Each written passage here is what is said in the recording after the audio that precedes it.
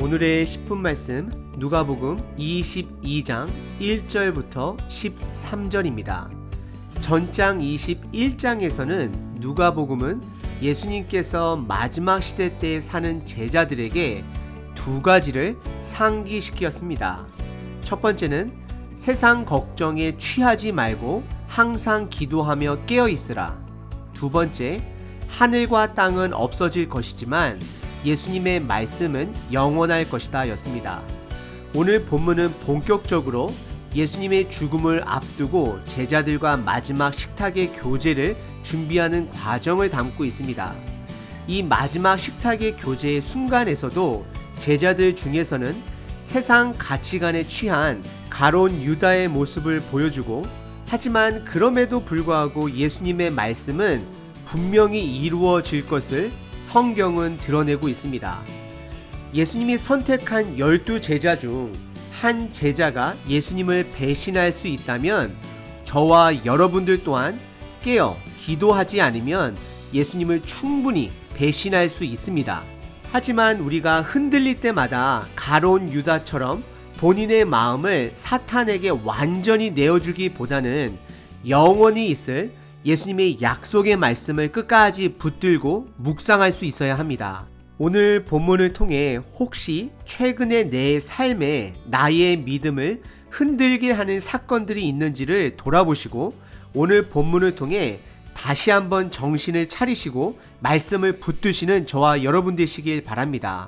오늘 본문은 크게 두 가지로 나눌 수 있습니다. 첫 번째, 가론 유다의 배반. 두 번째, 유월절의 준비입니다. 첫 번째는 1절부터 6절 유다의 배반을 성경이 보여줍니다. 우선 본문을 들어가기에 앞서 한 가지 질문을 여러분들께 드립니다. 예수님의 죽음과 부활 사건에 꼭 가론 유다의 배신이 있어야만 했을까요? 성경이 말하는 답은 아닙니다. 유다가 배반을 하지 않았어도 예수님 스스로가 본인을 그들 종교 지도자들에게 주었을 것입니다. 그래서 갈라디아서 2장 20절에 나를 위하여 자신을 버리신 하나님의 아들이라 표현합니다. 그리고 에베소서 5장 25절에 교회를 위하여 자신을 주심과 같이 하라 라고 표현합니다. 예수님께서는 본인의 몸을 유다의 배신이 아니라 할지라도 우리들을 위해 기꺼이 십자가에 주셨습니다. 하지만 안타깝게도 가론 유다는 세상 가치관에 취해 진리를 보지 못하고 희생당한 한 명의 제자입니다. 하지만 우리들 또한 세상의 가치관에 취할 수 있음을 오늘 누가복음은 우리들에게 경고하고 있습니다. 1절에 유월절이라 하는 무교절이 다가왔다 말합니다. 출애굽기에서는 유월절과 무교절을 정확하게 따로따로 구분하지만 행사적으로는 하나의 행사입니다. 유월절의 꽃은 어린 양을 잡는 것과 가족들과 식사를 하며 애굽에서 구해주신 하나님을 기억하고 이어지는 일주일 동안 무교절로 누룩이 들어가지 않은 음식을 먹으며 구별된 삶으로 하나님 앞에 거룩해야 함을 기억하는 절기입니다.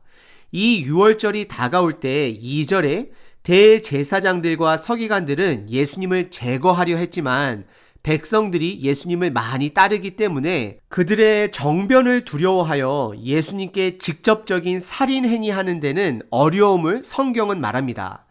그리고 그 당시 그들은 누군가를 처형하기 위해서는 로마의 법에 눈치를 봐야 하는 상황이었습니다. 종교 지도자들은 세상에 취한 자들의 대표적인 모습을 우리들에게 보여주고 있습니다. 믿음의 사람은 세상의 눈치를 보지 않습니다. 그리고 3절에 12 제자들 중 가론 유다에게 사단이 들어갔다 누가복음은 기록합니다. 왜 사단에게 유혹받았다 표현하지 않고 사단이 그에게 들어갔다 표현을 했을까요?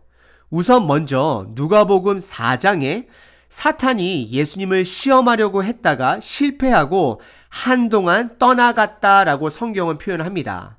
그리고 베드로전서 5장 8절에서는 사탄은 굶주린 사자처럼 삼킬 자를 찾는다라고 표현합니다. 유다는 그 사탄의 표적이 된 것입니다. 하지만 유다는 그 사탄의 공격에 조금도 저항하지 않고 도망가지도 않고 마음을 활짝 연 것이었습니다. 이것이 그의 선택이었습니다. 그래서 누가복음은 사탄이 가룟 유다에게 들어갔다 표현합니다. 그리고 성경은 다른 제자들 또한 사탄의 공격을 받았음을 말하고 있습니다. 예를 들어 누가복음 22장 31절 32절입니다. 시몬아 시몬아 보라 사탄이 너희를 밀 까부르듯 하려고 요구하였으나 그러나 내가 너를 위하여 내 믿음이 떨어지지 않기를 기도하였노니 너는 돌이킨 후에 내 형제를 굳게 하라 말합니다. 가룟 유다뿐만 아니라 다른 제자들도 동일하게 사탄의 공격을 받았습니다. 하지만 다른 제자들은 저항했던 것이고 몸부림을 쳤던 것이고 예수님을 신뢰함으로 이겨냈던 것이었습니다. 저와 여러분들은 어떠하신가요? 세상적 가치관으로부터 우리들의 믿음이 흔들릴 때 예수님의 말씀을 붙드시고 이겨내시나요? 아니면 가룟 유다처럼 나의 마음과 생각을 세상의 가치관에 맡겨버리시나요? 우리는 성령님의 도우심으로 저항할 수 있습니다. 하지만 가룟 유다는 4절에 대제사장과 성전 경비대장들을 찾아가 그들의 고민을 해결해 줍니다. 유다는 예수님이 언제 군중들과 떨어져 한적한 곳에 계신지 알기 때문입니다. 바로 전장 마지막 절들에서 예수님께서는 낮에 성전에서 가르치시고 밤에는 감난산에서 제자들과 쉼을 가졌다 말합니다. 그리고 5절에 그 종교 지도자들은 유다의 배반에 기뻐하며 그 대가로 돈을 주기로 약속했다 성경은 말합니다. 여러분들 정말로 유다가 돈 때문에 예수님을 팔았을까요? 마태복음과 요한복음에서는 유다의 물질적 탐욕 때문에 예수님을 배신했다라고 말을 합니다. 하지만 오늘 누가복음에서는 사탄이 그에게 들어갔기 때문에 예수님을 배신했다라고 묘사하고 있습니다. 정말로 유다가 단지 돈 때문에 예수님을 팔아 넘겼더라면 은 30냥보다 더 큰 액수를 요구했을 수도 있고 나중에 죄책감 때문에 그 은 30냥을 종교 지도자들에게 던지지는 않았을 것입니다. 이것은 유다의 세상적 가치관과 예수님이 가르치신 하나님 나라의 가치관이 함께 충돌했기 때문입니다. 유다가 원했던 예루살렘의 장악은 무력으로 장군의 모습으로 예루살렘을 온전히 정복할 줄 알았던 것이었습니다. 근데 예수님은 계속해서 내가 죽어야 하고 부활해야 하고 남을 섬겨야 하고 이런 약한 소리만 하는 예수님의 모습에서 그가 생각하는 세상적 승리를 찾아볼 수 없었기 때문에 사탄이 주는 세상적 가치관에 본인의 몸과 마음을 맡겨버리고 예수님을 배신하게 된 것입니다. 그래서 6절에 유다가 허락하고 즉 마음을 내어주고 예수님이 군중들과 분리되어 넘겨줄 기회를 찾는다 성경은 말합니다.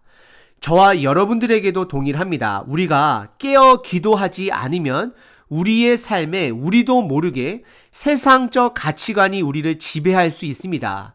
그것은 우리의 몸과 마음을 사단에게 내어주는 행위인 것입니다. 우리는 그 때마다 예수님의 말씀을 붙들어야 합니다. 그래서 다윗 또한 세상의 가치관으로부터 본인을 보호하기 위해 어떠한 상황에서도 주야로 말씀을 묵상하고 읊조렸다 성경은 말합니다. 두 번째 본문은 7절서부터 13절 6월절 준비를 보여줍니다. 이 본문은 유다가 예수님을 넘기기 위해 준비하는 그의 모습과 베드로와 요한 제자들은 예수님의 명령대로 유월절을 준비하는 그들의 사명을 대조적으로 보여주고 있습니다. 7절에 어린 양을 잡을 무교절이 시작되었음을 성경은 말합니다. 이것은 누가복음이 어린 양 되신 예수님이 잡히실 날이 곧 다가왔음을 암시해 줍니다. 8절에 예수님께서는 베드로와 요한에게 장소와 방법을 알려주지 않고 유월절을 준비하라 명령하십니다. 이것은 하나님께서 아브라함에게 가야 할 곳을 말하지 않고 그 족속과 그 땅을 일단 떠나라는 명령과 동일합니다. 예수님께서 방법을 이렇게 알려주시지 않고 그냥 준비하라 명령한 것은 두 가지를 저희들에게 드러냅니다. 첫 번째, 주도권은 예수님께 있다라는 것입니다. 두 번째, 그래서 그분을 신뢰해야 된다라는 것을 말하고 있습니다. 하지만 지금 우리가 사는 시대는 우리가 주도권을 가지고 신뢰가 아닌 타당성이 먼저 증명되어야 움직이는 시대에 살고 있습니다. 그래서 더욱더 예수님의 주도권 대신 말씀을 신뢰하며 순종하기 어려운 시대로 가고 있는 것입니다. 신뢰는 비즈니스와는 다릅니다. 타당성을 따져보고 행동하는 것은 비즈니스입니다. 믿음은 그분의 주도권을 믿고 신뢰하는 것입니다. 그래서 우리는 성경 말씀을 신뢰합니다. 그리고 말씀대로 순종하기 위해 몸부림을 칩니다. 이어서 9절에 두 제자가 예수님께 질문을 던집니다. 어디서 준비하기를 원하시나이까? 그들의 질문은 그동안 예수님의 사역을 경험하면서 빵 몇 조각으로 수천 명을 먹였던 사건, 그리고 모든 것을 미리 준비하셨던 나귀 새끼 사건 등 많은 것을 경험했기 때문에 신뢰로 시작된 질문인 것입니다. 그리고 10절과 12절에는 어디서라는 제자들의 질문에 예수님은 베드로와 요한에게 눈에 잘 띄는 특이한 광경으로 그들을 인도하십니다. 10절에 예수님께서는 그 두 제자들에게 어떤 집에서 유월절을 준비해야 할지를 이제 알려주십니다. 그것은 마을에 들어가면 물동이를 들고 있는 한 남자를 따라 함께 집에 들어가 그 집주인에게 선생님이 말하기를 제자들과 함께 유월절을 먹을 객실이 어디 있느냐라고 요청하라 합니다. 우선 먼저 우리 한글 성경에는 물을 든 자의 성별이 안 나와 있지만 헬라어와 영어 성경에는 분명한 남자임을 드러냅니다. 그 당시 중동 지방에 물을 나르는 역할은 여자들이 하는 역할이었기 때문에 물동이를 든 남자는 눈에 쉽게 띌 수 있었던 것이었습니다. 이 사건은 예수님께서 나귀 새끼 사건과 동일한 사건으로 예수님께서 미리 준비하신 사건입니다. 이것이 예수님의 예언적 예지 능력에서 비롯된 것인지 아니면 예수님이 미리 그 마을에 방문하여 부탁을 한 것인지는 성경에서는 말하고 있지 않습니다. 하지만 분명한 것은 예수님께서 주도적으로 준비하셨다라는 것입니다. 그리고 예수님께서 직접 부탁하신 것이면 아마도 그 집주인 남자는 예수님의 가르침을 성전에서 듣던 자였음을 추정해 볼 수 있습니다. 중요한 것은 예수님의 십자가로 가는 길은 예수님께서 모든 것을 주도적으로 준비하고 이끌고 있다는 것입니다. 예수님이 준비하신 것은 반드시 이루어집니다. 하늘과 땅은 사라져도 예수님의 말씀은 영원하다 전장에서 말씀하셨습니다. 이 유월절 날 방을 찾는 작은 사건은 제자들에게 예수님의 앞으로의 부활 또한 예수님께서 말씀하신 대로 이루어질 것을 암시하는 장면입니다. 베드로와 요한은 예수님의 방을 준비하라는 명령에 순종하는 모습을 보여주었습니다.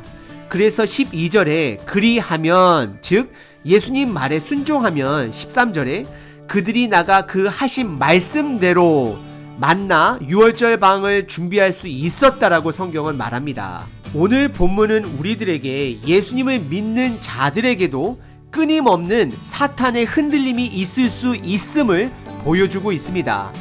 사도행전 5장 아나니와 삽비라 사건에서도 성경은 그들 마음속에 사탄이 가득하다 성경은 표현합니다. 혹시 저와 여러분들의 믿음이 세상의 가치관으로 흔들림을 당하고 계신가요? 그럼 기도하고 깨어서 다시 하나님의 말씀을 붙들어야 합니다. 유다는 깨어 기도하지 못해 사탄에게 본인의 몸과 생각을 다 내어주었습니다.